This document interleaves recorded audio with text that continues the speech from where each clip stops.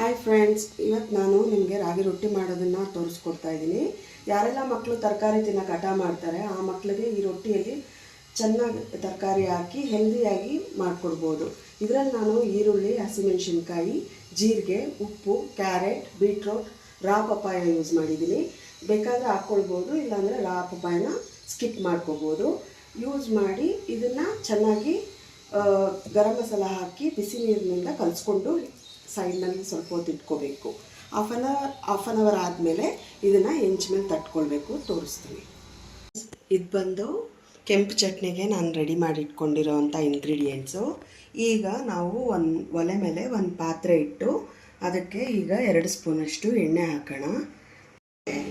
ಎಣ್ಣೆ ಕಾದಿದೆ. ಎಣ್ಣೆ ಕಾದಿರೋದಕ್ಕೆ ಬೆಳ್ಳುಳ್ಳಿ ಮತ್ತು ಶುಂಠಿ ಹಾಕ್ಕೊಂಡು ಸ್ವಲ್ಪ ಹಸಿ ವಾಸನೆ ಹೋಗೋವರೆಗೂ ಫ್ರೈ ಮಾಡ್ಕೊಬೇಕು.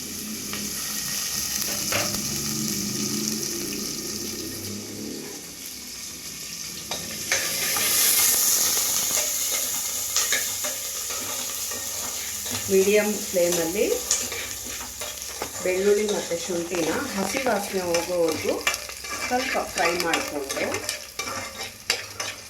ಇದೇ ಒಂದು ಫ್ರೈ ಮಾಡೋ ಒಂದು ಪಾತ್ರೆಗೆ ಈ ಧನಿಯಾ ಏನು ಎತ್ತಿಟ್ಕೊಂಡಿದ್ದೀವಿ, 2 ಸ್ಪೂನಷ್ಟು ಧನಿಯಾ ಎತ್ತಿಟ್ಕೊಂಡಿದ್ದೀವಿ. ಸೊ ಆ ಧನಿಯಾನು ಇದ್ರ ಜೊತೆಯಲ್ಲೇ ಹಾಕಿ ಫ್ರೈ ಮಾಡಬೇಕು.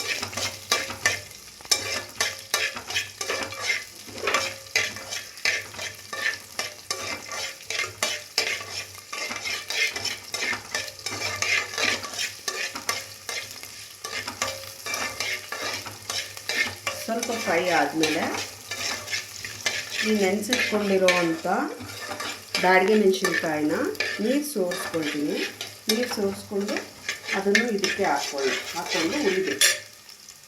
ಈಗ ಇದೇ ಪಾತ್ರೆಗೆ ನಾವು ಈ ಬ್ಯಾಡಗೆ ಮೆಣಸಿನ್ಕಾಯಿ ನೆನೆಸಿಟ್ಕೊಂಡಿದ್ದಲ್ಲ, ಸೊ ಅದನ್ನು ಹಾಕ್ಕೊಂಡು ಅದನ್ನು ಉರಿಬೇಕು.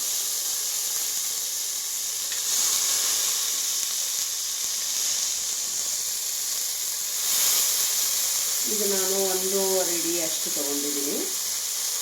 ಇದರಲ್ಲೇನು ಖಾರ ಬರಲ್ಲ, ಕಲರು ಮತ್ತು ಚಟ್ನಿ ಫ್ಲೇವರ್ ಚೆನ್ನಾಗಿರುತ್ತೆ.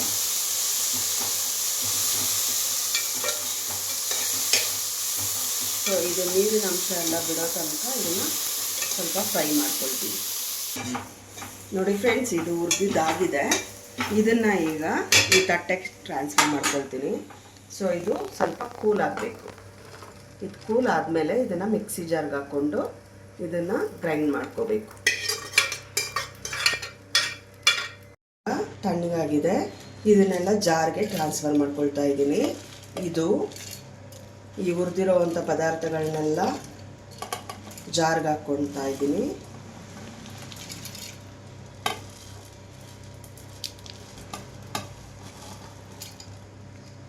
ಇದೆಲ್ಲ ಹಾಕ್ಕೊಂಡು ನಂತರ ಇದು ಎತ್ತಿಟ್ಕೊಂಡಿರುವಂಥ ಹುಣಸೆಹಣ್ಣನ್ನು ನಾನು ಫಸ್ಟೇ ಇದು ತೆಗೆದು ನೆನೆಸಿಟ್ಟು ಅದನ್ನು ಪೇಸ್ಟ್ ಮಾಡ್ಕೊಂಡಿದ್ದೀನಿ. ಸೊ ಸ್ವಲ್ಪ ಬೆಲ್ಲ ಹಾಕ್ಬೇಕು. ನಾನು ಒಂದು 2 ಇಂಚಷ್ಟು ಬೆಲ್ಲ ಹಾಕ್ಕೊಳ್ತಾ ಇದ್ದೀನಿ. ಇದು ಟೇಸ್ಟಿಗೆ, ಬೇಡ ಅನ್ನೋರು ಸ್ಕಿಪ್ ಮಾಡ್ಕೋಬೋದು, ಟೇಸ್ಟ್ ಚೆನ್ನಾಗಿ ಬರುತ್ತೆ. ಸೊ ಇದನ್ನು ನಾನು ರುಬ್ಕೊಂಡು ಬರ್ತೀನಿ. ಈಗ ಇದನ್ನು 4 ಟೇಬಲ್ ಸ್ಪೂನಷ್ಟು ಎಣ್ಣೆನ ಹಾಕ್ಕೊಂಡು ಈ ಮಸಾಲೆ ಏನು ರುಬ್ಬಿಟ್ಕೊಂಡಿದ್ವಲ್ಲ ಅದನ್ನು ಈ ಎಣ್ಣೆ ಬಿಟ್ಕೊಳ್ಳೋ ತನಕ ಇದನ್ನು ಚೆನ್ನಾಗಿ ಹುರ್ಕೋಬೇಕು. ಈಗ ಇದಕ್ಕೆ ಒಗ್ಗರಣೆ ಕೊಟ್ಕೊಂಡ್ಬಿಡೋಣ. ಈ ಚಟ್ನಿಗೆ ಒಗ್ಗರಣೆ ಕೊಡೋದಕ್ಕೆ ನಾನು ಸ್ವಲ್ಪ ಎಣ್ಣೆ ಹಾಕ್ಕೊಳ್ತಾ ಇದ್ದೀನಿ. ಸ್ವಲ್ಪ ಆದರೆ ಸಾಕು, ಉರಿಯೋದಕ್ಕೆಲ್ಲ ಹಾಕ್ಕೊಂಡಿದ್ದೀವಿ ಆಲ್ರೆಡಿ. ಇದಕ್ಕೆ ಸ್ವಲ್ಪ ಸಾಸಿವೆ ಹಾಕ್ಕೊಳ್ತಾ ಇದ್ದೀನಿ, ಒಂದು ಅರ್ಧ ಟೇಬಲ್ ಸ್ಪೂನಷ್ಟು. ಇದು ಚಿಟ್ಕೊಡ್ಬೇಕು. ಈ ಚಿಟ್ಕೊಟ್ಟ ಮೇಲೆ ಸ್ವಲ್ಪ ಹಿಂಗೆ ಹಾಕ್ಕೊಂಡು ಈ ಒಗ್ಗರಣೆ ರೆಡಿ. ಇದನ್ನು ಇಲ್ಲೇನು ನಾವು ರೆಡಿ ಮಾಡಿ ಇಟ್ಕೊಂಡಿದ್ದೀವಿ ಚಟ್ನಿ, ಇದ್ರ ಮೇಲೆ ಸ್ವಲ್ಪ ಉಪ್ಪು ಹಾಕ್ಕೊಂಡಿದ್ದೀನಿ. ಈ ಉಪ್ಪಿಗೆ ಏನು ನಾವು ಹುರಿದಿದ್ವಲ್ಲ ಆ ನೀರನ್ನ ಸ್ವಲ್ಪ ಸೇರಿಸ್ಕೊಂಡು ಈ ಚಟ್ನಿನ ಮಿಕ್ಸ್ ಮಾಡ್ಕೊಳ್ಬೇಕು. ನಮಗೆ ನೀರು ಬೇಕು ಅಂದರೆ ಹಾಕ್ಕೊಳ್ಬೋದು, ಇಲ್ಲ ಅಂದರೆ ಬೇಡ ಅಂದರೆ ಸ್ಕಿಪ್ ಕೂಡ ಮಾಡ್ಕೋಬೋದು. ಇಲ್ಲಿ ಒಗ್ಗರಣೆ ರೆಡಿ ಆಗ್ತಾ ಇದೆ. ಈ ಒಗ್ಗರಣೆ ಸ್ವಲ್ಪ ಚಿಕ್ಕದ ಮೇಲೆ ಇದಕ್ಕೆ ನಾವು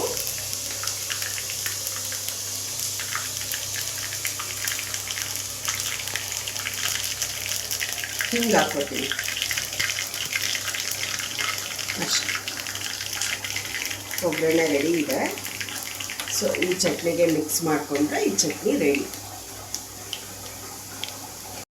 ನೋಡಿ ಫ್ರೆಂಡ್ಸ್, ಚಟ್ನಿ ರೆಡಿ. ಈಗ ರೊಟ್ಟಿ ತಟ್ಟೋದನ್ನು ನೋಡಿಸ್ತೀನಿ.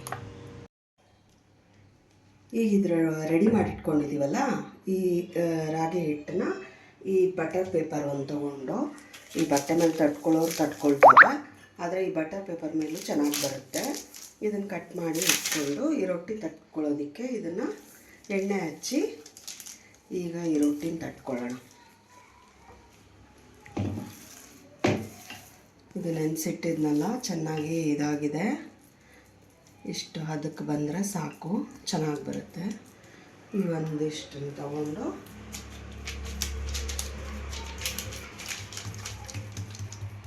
ಕೈನಲ್ಲೇ ಹಿಂಗೆ ತಟ್ಕೊಳ್ತಾ ಬರಬೇಕು. ಚಿಕ್ಕದಾಗಿ ಆ ಹೆಂಚಿಗೆ, ನಮಗೆ ಹೆಂಚಿಗೆ ಎಷ್ಟು ಬೇಕಾಗುತ್ತೆ, ಎಷ್ಟು ಇಡಿಸುತ್ತೆ ಅಷ್ಟು ಕ್ವಾಂಟಿಟಿನಲ್ಲಿ ರೌಂಡಾಗಿ ತಟ್ಕೊಳ್ತಾ ಬರೋಣ.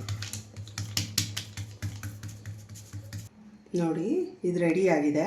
ಇದಕ್ಕೆ 1, 2, 3 ಈ ಥರ ಹೇರ್ ಇದಾಗಬಾರ್ದು ಅಂತ ಈ ಥರ ಹೋಲ್ ಇಟ್ಕೊಳ್ಳೋಣ. ಮತ್ತು ಈ ಹೆಂಚು ಕಾದಿರೋ ಹೆಂಚಿಗೆ 1 ಸ್ಪೂನಷ್ಟು ಎಣ್ಣೆ ಹಾಕಿದ್ದೀನಿ. ಅದನ್ನು ಹೆಂಚಿನಲ್ಲಿ ಹಾಕೋದು. ಮೀಡಿಯಮ್ ಫ್ಲೇಮಲ್ಲಿ ಒಂದು 3 to 4 ಮಿನಿಟ್ಸು ಒಂದು ಸೈಡ್ ಬೇಯಿಸ್ಕೊಳ್ಬೇಕು.